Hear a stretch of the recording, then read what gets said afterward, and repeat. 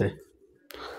आज चाहिँ हामी एउटा यस्तो टपिकको बारेमा कुरा गर्न गइरहेको छौं जुन एकदमै इम्पोर्टेन्ट छ र मलाई एकदम धेरै सोधिएको छ इनबक्समा र कमेन्ट सेक्सनमा पनि साथीहरुबाट। सो त्यो टपिक चाहिँ के रहेको छ भने टीएमएस को पासवर्ड कसरी रिसेट गर्ने अथवा कसरी चेन्ज गर्ने। सो त्यो भन्दा पहिला चाहिँ हामी के बुझौं भने यो टीएमएस भनेको चाहिँ के हो। यदि तपाईलाई थाहा छ भने एकदमै राम्रो, थाहा छैन भने टीएमएस भनेको ट्रेड म्यानेजमेन्ट सिस्टम हो। यो भनेको ब्रोकर आईडी खोलिसकेपछि चाहिँ एउटा सिस्टम हो जसमा चाहिँ हामी गएर शेयर किनबेच गर्न सक्छौं। So coming back to the point हैन, टीएमएस को पासवर्ड चेन्ज कसरी गर्ने। पहिलो कुरा चाहिँ पासवर्ड चेन्ज चाहिँ किन गर्नु पर्यो हामीले। सो कस्तो हुन्छ भने टीएमएस को पासवर्ड सुरुमा तपाईले ब्रोकर आईडी खोल्दाखेरि चाहिँ टीएमएस को पासवर्ड उता पठाइदिन्छ, उनीहरुले रिसेट गरेर तपाईले नयाँ पासवर्ड सेट गर्नुहुन्छ।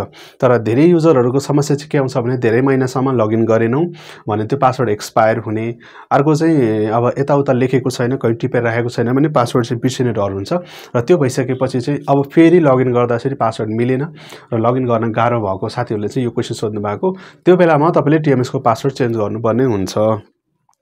सो आज चाहिँ हामी यो भिडियोमा टीएमएस को पासवर्ड चेन्ज कसरी गर्ने अथवा पासवर्ड रिसेट कसरी गर्ने त्यसको बारेमा चाहिँ कुरा गर्ने छौं।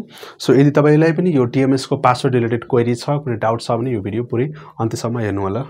टीएमएस को पासवर्ड रिसेट गर्नको लागि तपाईले सबभन्दा पहिला चाहिँ के गर्नु पर्यो भने चाहिँ तपाईको कुन ब्रोकरमा ब्रोकर अकाउन्ट खोलिएको छ है, त्यो ब्रोकरको नाम अनि उसको चाहिँ सिम्बल चाहिँ याद हुनु पर्यो तपाईसँग, अथवा त्यो ब्रोकर आईडी, त्यो ब्रोकरको नम्बर हुन्छ नि, जति कुन ब्रोकर हो त्यो ब्रोकरको नम्बर। जस्तै मिदासको छ भने 21 नम्बर भयो, अनि तपाईको नासाको छ भने 58 ब्रोकर नम्बर 58 हुन्छ। सो त्यो तपाईलाई थाहा हुनु पर्यो है।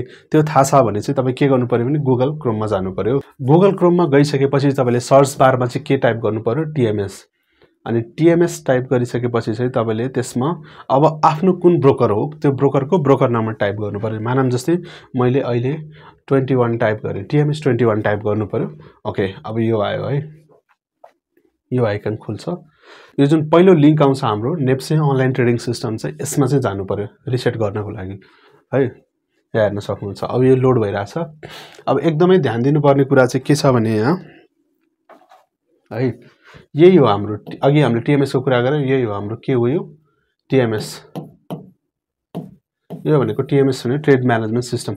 अब यदि तपाईसँग आफ्नो युजर आईडी पासवर्डहरु सबै कुरा सेभ छ र लगइन गरेर कारोबार मात्रै गर्न चाहनुहुन्छ भने सेम यही प्रोसेस युज गरेर तपाईले आफ्नो क्लाइन्ट आईडी हाल्नु, आफ्नो पासवर्ड हाल्नु र क्याप्चा यहाँ तल जुन छ यो क्याप्चा चाहिँ यहाँ फुलफिल गर्नु पर्यो। तर यहाँ चाहिँ हामी अब के छ भने हाम्रो यो पासवर्ड चेन्ज गर्नुपर्ने काम भएको कारणले हामी चाहिँ कहाँ जान्छौं, फरगेट पासवर्डमा जान्छौं है।